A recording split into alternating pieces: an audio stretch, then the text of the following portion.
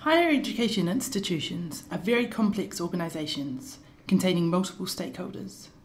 Internally, the academic body is always fiercely independent, and many within it are often reluctant or even opposed to the very idea of a university brand. Externally, stakeholders are wide-ranging. Employers, research funders, prospective home students, overseas students, postgraduate and undergraduate applicants, press and fellow institutions. They are all likely to have different perceptions of the reputation of the same HEI. So higher education branding is riddled with difficulties and complications. But what is undeniable is that as higher education becomes more competitive, a compelling and distinctive brand will become ever more important to institutions. Getting the cut-through that brands offer is a big prize, especially when so many universities have strong associations that they can't necessarily control and may not necessarily want. Associations with cities, associations with past events, etc. Establishing a credible, honest brand that can both chime with stakeholders and give structure and direction to institutional aspirations will help HEIs show themselves as unique, or at least distinctive, in what is a crowded and somewhat generic marketplace. So how does an institution go about branding itself? That's a big question, and one that many HEIs are quite familiar with. While it's not a question that I'm going to address in this presentation, it is something that we can help institutions with. But what I do want to do is show some examples of how higher education brands can be mapped. It's fairly rudimentary stuff, dealing with just one or two stakeholder groups on a limited number of attributes. But it starts to give the idea of how a picture of the current brand can be established. From there, gap analyses are possible. And from there, it's a full examination of brand. But as every navigator knows, when you're charting a journey, you have to know where you are at the start. And that's what I want to show you now with this presentation. So I'm going to now run through some findings from some research that we've recently undertaken that focused on unpicking university reputation and brand. One of the services that we offer at YouthSite is weekly omnibus surveys, whereby if they just have a small number of questions, clients can buy space as part of a larger survey. And from time to time, we can use these omnibus surveys to ask some questions of our own, which is what we've done in this case. So the findings I'm about to show you come from two different omnibus surveys. Some are from our youth omnibus. This is a survey of 1,000 16 to 24-year-olds in the UK, representative by gender, age and education status, basically whether they're in higher education or not. And some findings are from our student omnibus. This is a survey of 1,000 students at UK universities, representative by gender, course year, university region and university type. We acknowledge that the research is just with particular groups of stakeholders, students and young people. It doesn't take into account views of other stakeholders, such as employers, parents, teachers or careers advisors, education journalists, media, etc. As the actual consumers of higher education, however, students and young people are a very important stakeholder group, and the point of our research in this case was really to stimulate discussion, rather than provide a full, all-encompassing picture. So in other words, this research falls into the category of interesting but light. We started off by asking on our youth omnibus, which universities, other than Oxford and Cambridge, are considered to have a great reputation. This was a totally unprompted, open question, with no prompting on what constitutes reputation.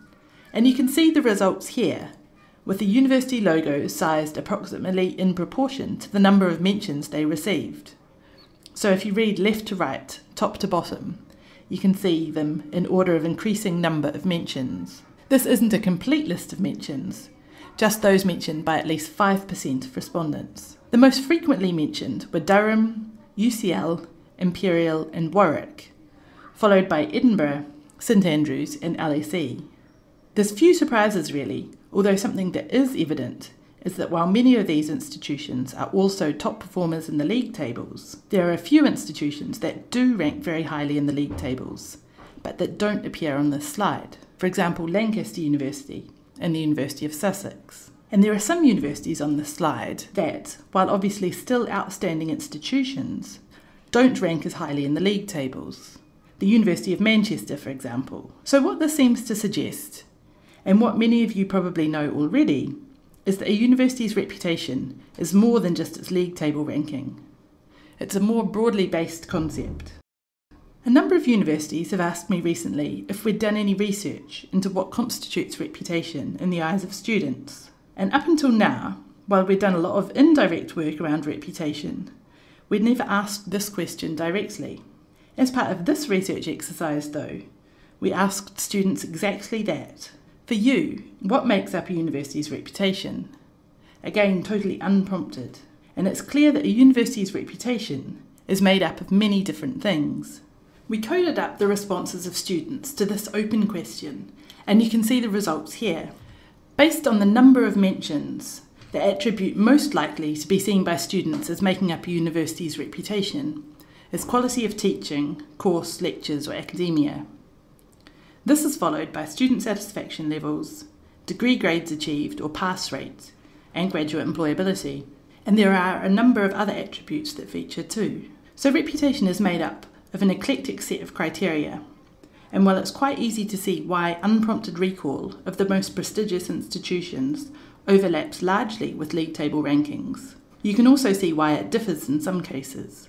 League tables are both an input and an output when it comes to measuring reputation, and they create a degree of complexity whereby it's very difficult to unpick exactly what's driving what. On average, each respondent to this question mentioned nearly 3 attributes. So on an individual basis too, reputation is a complex mix. To assess to what extent the brand image universities are trying to communicate is being picked up amongst students and young people, we chose a selection of universities that we considered to have clear brand positioning. While not selected scientifically, these universities are a cross-section of the higher education sector, with a range of types of universities, old and modern, regions, and league table rankings.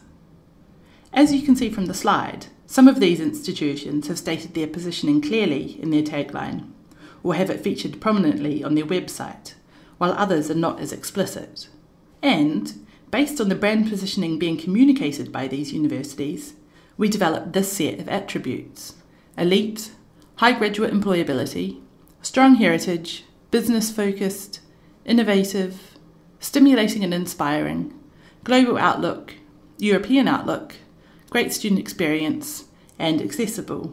Then, using our youth omnibus, we asked our sample of students and young people which of these attributes they would associate with each university. And there were some very interesting findings. The first is to what extent there's a lack of understanding about many of these universities' brand positioning. You can see here the percentage of respondents who, when asked, which, if any, of the following characteristics do you think apply to University X, selected don't know. So essentially these people were indicating that they didn't know anything about this university. You might expect this to some extent. Obviously people are not going to be familiar with all universities, and understanding of certain universities will be higher than others.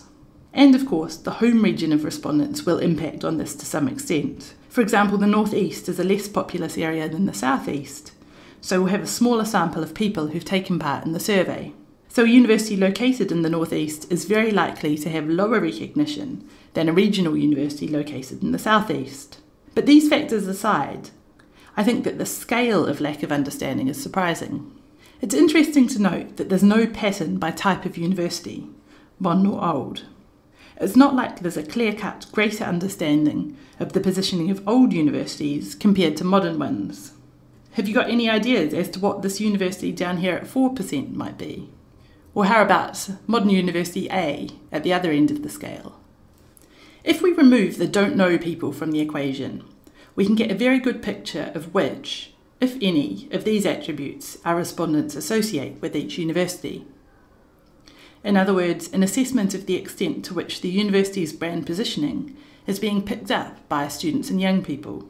You can see a university here with very strong brand recognition around being elite, having high graduate employability, and having strong heritage. Which of the universities that we've looked at do you think this might be? As you possibly guessed, it is the University of Oxford. So how about this one? A university with a similarly shaped chart to the last one, although slightly less recognised as elite, less recognised as having high graduate employability, but slightly more recognised as having strong heritage. It's the University of St Andrews. And you can see on its website, St Andrews does prominently feature the fact that it's almost 600 years old, is Scotland's first university, and is the third oldest university in the English-speaking world. And something else that has surely strengthened St Andrews' brand positioning around heritage: Wills and Kate. You can see a university with quite a different shape on the charts now, suggesting a strong brand, but one built on a wider range of attributes than we've seen in the last two slides. This is UCL, a bit of an all-rounder. And just to point out that UCL's tagline is London's global university. And while not overwhelmingly associated with global outlook, their score on this attribute is considerably higher than for any other university we've seen, including Oxford. This university has a weaker brand than those we've just seen. You can tell this by the generally smaller blue shape and the fact that the attribute that most effectively captures cut-through is at 46%, but it does still have strong associations with particular attributes, most noticeably being business-focused. This is City University. Their positioning, clearly displayed on their website, is academic excellence for business and the professions. And finally, a university with strong brand recognition around a great student experience. This is Loughborough. For the previous 5 years, Loughborough has topped the THE Student Experience Survey, for which YouthSite does the polling, and this year they were narrowly edged out by the University of Dundee. I'm not going to go through all of the other universities, partly because it would take too much time, and partly because it's clear from our research that some university brands are not seen in the way the institution has intended. I'd just like to end, however, by summarising that universities seem to fall into one of 3 different categories with regard to brand. The first group is universities with clear brand positioning and effective communication of that positioning, so where the intended message is getting cut through. And an example that we saw of this is St Andrews. Universities that fall into the second group are those that have clear brand positioning, but the intended message is not being effectively communicated. So they have a brand position, but they're not getting cut through. In our research, we saw 2 different patterns within this category. There were a number of universities where there was little recognition of desired brand positioning, but a default association with great student experience and accessibility. So despite distinctive brand positioning, these universities had the same blue shape on the chart, with spikes around student experience and accessibility. So this seems to be a signal of general lack of brand recognition beyond distinctiveness of location and reputation. And we also saw one very clear example of an institution associated with something other than what it was aiming for. And this is not necessarily a bad thing. I'm not going to name names, but it was a modern university towards the lower end of the league tables, but which had relatively strong associations with a strong heritage and being elite. And we can only conclude that this had to do with the university's name. I'm not going to go into a lot of detail now, but the key reasons for institutions being in this group are likely to be that the brand positioning is not based on a truth, so it lacks resonance, and or that it represents an ambition more than a current reality. And the third and final group is universities that don't have clear brand positioning, and many institutions fall into this category. As I said earlier, this was a light piece of research.